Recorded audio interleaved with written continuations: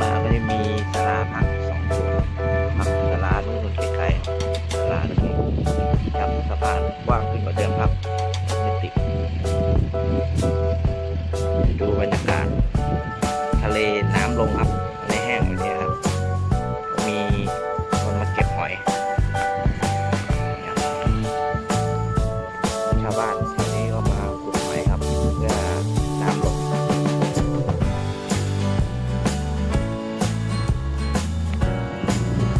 ช่วงน้ำขึ้นก็จะมีคนมาตกปลาครับแถวนี้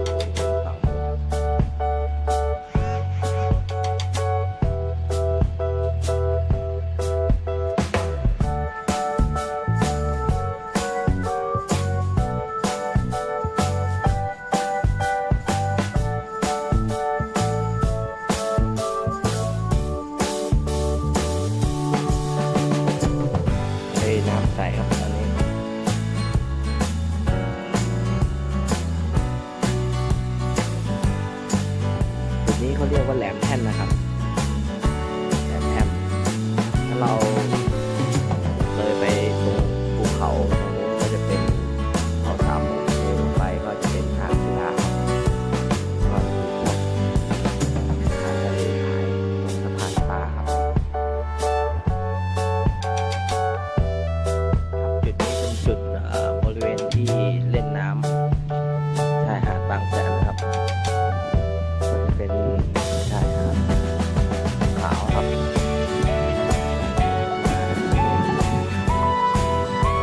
เช้าอยู่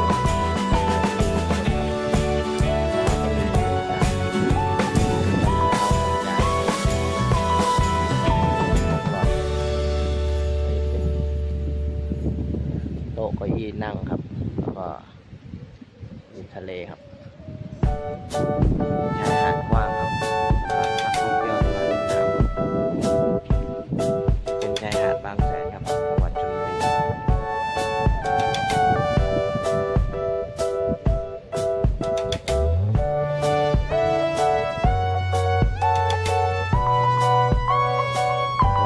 จุดนั้นก็เป็นจุดหอสังเกตการณ์นะครับที่ใกล้ๆไว้ดูความปลอดภัยสำหรับที่มาเล่นน้ำค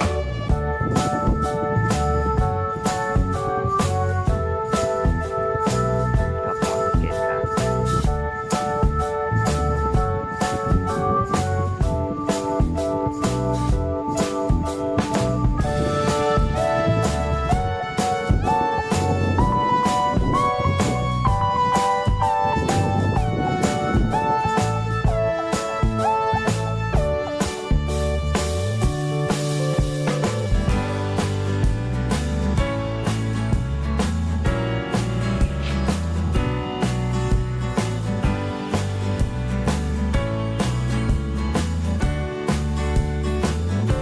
บรรยากาศ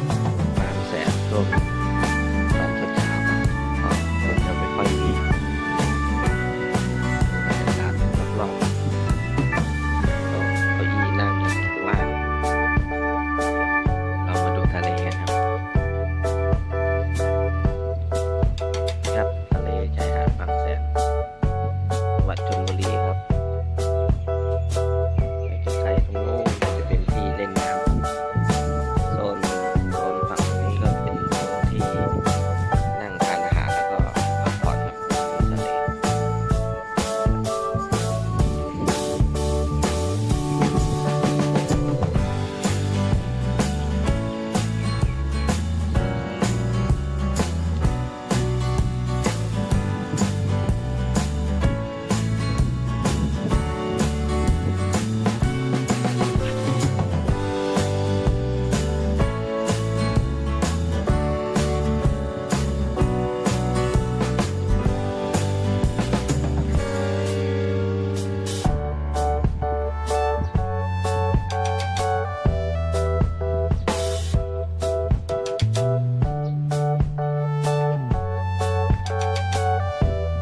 ครับตลาดในอ่างศิลาครับ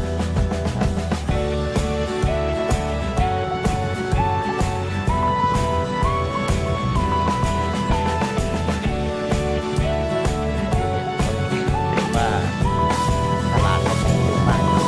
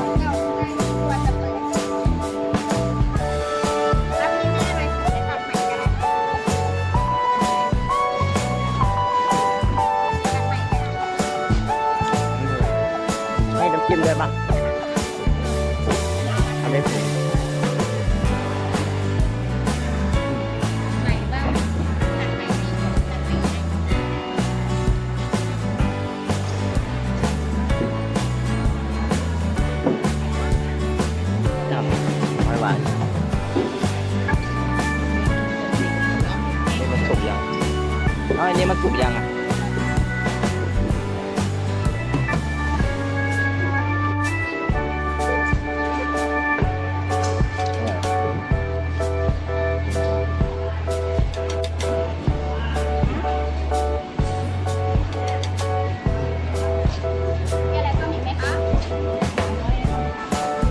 สดก็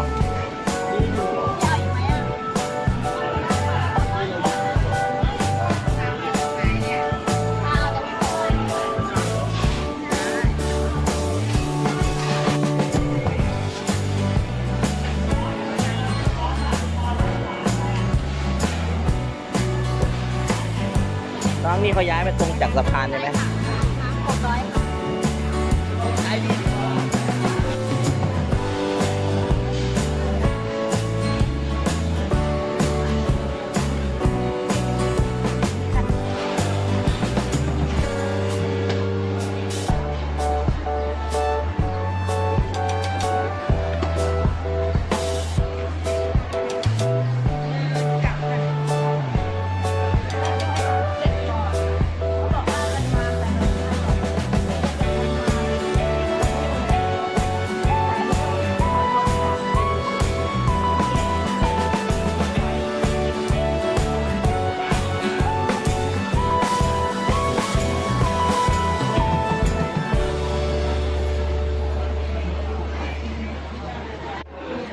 ได้เลย